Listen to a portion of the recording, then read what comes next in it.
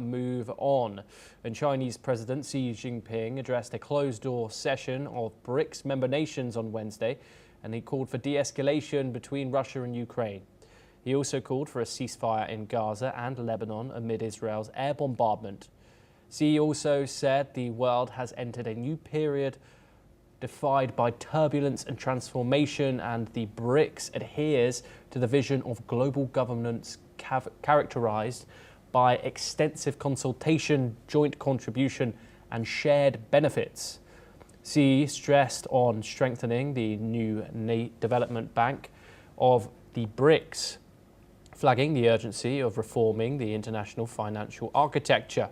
Let's hear what President Xi Jinping, the president of China, had to say. President Lula referred to the Ukraine crisis and the conflict in Gaza. I agree with Brazil's position, as I'm sure we are all united on these matters. As we speak, transformation unseen in a century is accelerating across the world. Hegemonism, unilateralism, and protectionism are getting more and more rampant. Trade wars and tariff wars waged by some countries severely disrupt the world economy and undermine international trade rules. At this critical juncture, BRICS countries, standing at the forefront of the global South, should act on the BRICS spirit of openness, inclusiveness, and win-win cooperation. Countries cannot thrive without an international environment of open cooperation, and no country can afford to retreat to self-imposed isolation.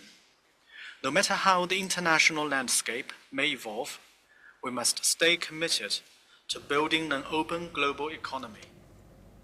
Brazilian President Lula da Silva, who is also present at the BRICS virtual meeting, has denounced Trump's tariffs. He has called it a tariff blackmail. This comes as the South American giant battles a 50% import charge imposed by US counterpart Donald Trump. Trump earlier said he would be imposing steep tariffs on Brazil as punishment for what he termed a witch hunt against his far-right ally and ex-President Jair Bolsonaro. Unlike Bolsonaro, Lula has taken a different approach, placing more focus on the ASEAN bloc after it hosted the annual BRICS summit.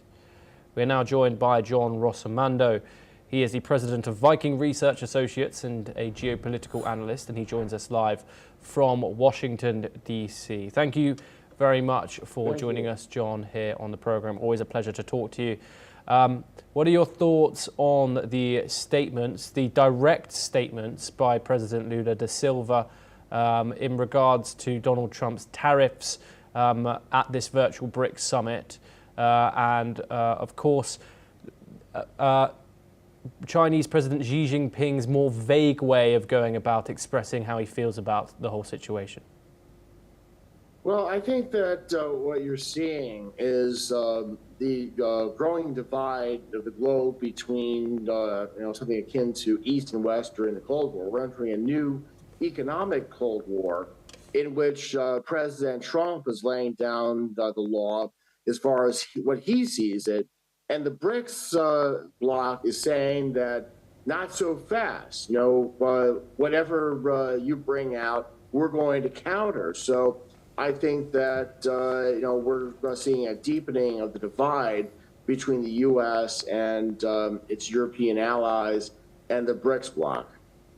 Yeah, and also, John, what we did hear is that the Chinese president addressed a closed-door session, and he called for a de-escalation between Russia and Ukraine.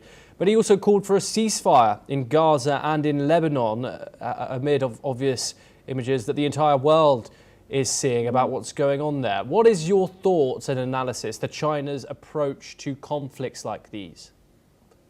Well, China is allied with Hamas and Hezbollah. I mean, Chinese intelligence is given support to Hamas. China and Iran are allies. So I think this is to be looked in the terms of geopolitics. You have, because like I said, the growing divide between, East and West, she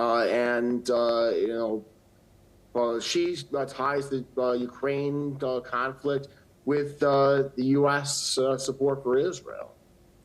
Yes, John, do stay with us as we